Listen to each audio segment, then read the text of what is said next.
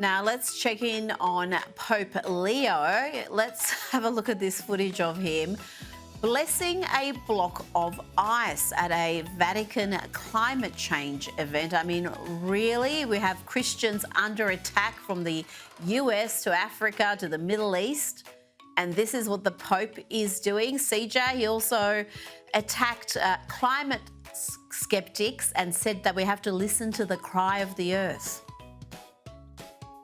You know, I'm not a Catholic, so I'm going to leave it to my Catholic brothers and sisters to hold their own to account. But what I will say is you would think, as you rightfully pointed out, that there would be bigger priorities for the Pope, right? You know, you have Christians being massacred all across the world.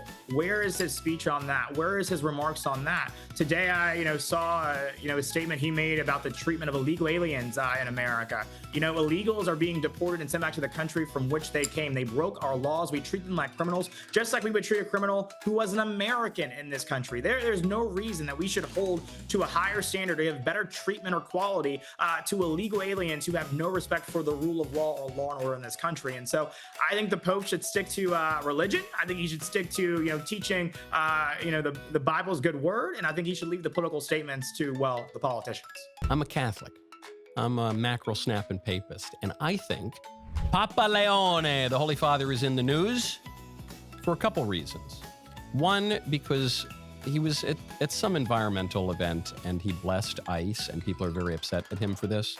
And I don't know why. I mean, I suppose it looks a little odd to bless ice, but, popes and priests generally bless water all the time. We have holy water. It's a sacramental the minute you enter a church. So I don't know. To me, that seems like a tempest in a teapot. And this piece of ice from a glacier represents the cry of the earth. We invoke the call of prophets. I would now like to invite you to stand for the blessing of the waters. Laudato si, mi Signore,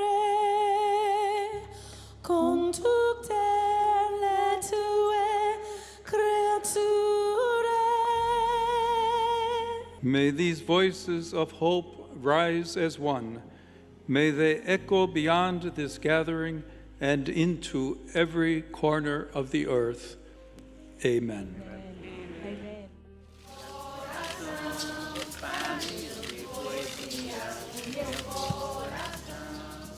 Pope Francis joined Amazonian church workers and indigenous people on October 4th to plant a tree in the Vatican gardens. The event marked the feast of St. Francis of Assisi. He also consecrated the Synod for the Amazon to St. Francis. The Synod will be held at the Vatican from October 6th through October 27th. About 20 delegates from Amazonian countries opened the ceremony, singing and dancing around a mandala of Amazonian symbols. The symbols included a banner with a photograph of Sister Dorothy Stang, a missionary from Dayton, Ohio, who was murdered in Brazil in 2005 because of her defense of small farmers' land rights. Members of various church groups brought offerings of soil from symbolic places, including the Amazon, which has a rich cultural heritage but is also a land where martyrs have died.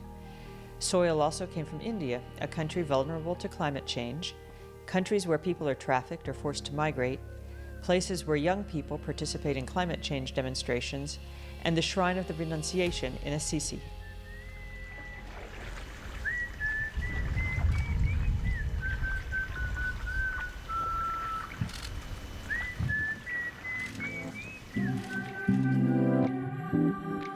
Once I spoke with an astronaut, just came back from the moon with the stars in his eyes. He said, out there I learned a lot. Something changes inside when you see the earth rise. You can feel it in the breeze, you touch it in the trees. You hear the waterfall, love is underneath it all. It's running in the fields, it's swimming in the deep. Beneath the blue and green, connected everything. Come create a spirit, fill us with your love. Guide us on the narrow road to heal our common home. You can feel it in the concrete. What started as a spark has become a global flame, uniting many people, millions of people, Catholics, Christians, people of all faiths, our partners from secular climate organizations, and all people of goodwill who share our common dreams. We do it by honoring the wisdom of indigenous peoples. Together we can accomplish our goal. The Catholic Church has 1.4 billion members. 1.4 billion Catholics out there. 400,000 priests. 600,000 nuns. 200,000 churches. Now think about that. That power, and for that be involved in our movement, in our environmental movement. Federal government is not really for the environment. What should we do? I say stop whining and get to work. Each and every one has the power. The federal government doesn't have the ultimate power. The states and the local governments do. We have the power.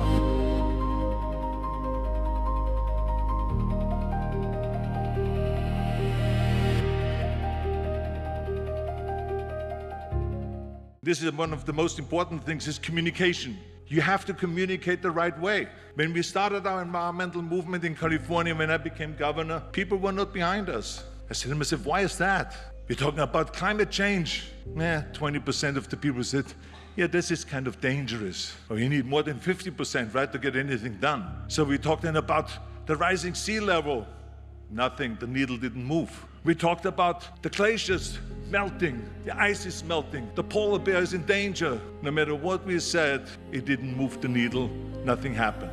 But then the American Lung Association sent us a television commercial, little commercial that showed a kid, a little tiny kid,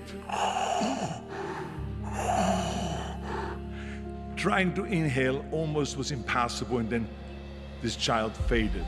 We don't know what happened. Did it die?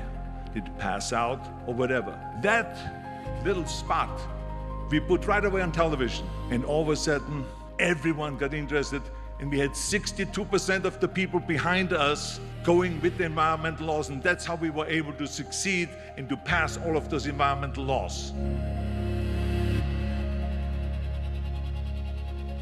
I forgive him.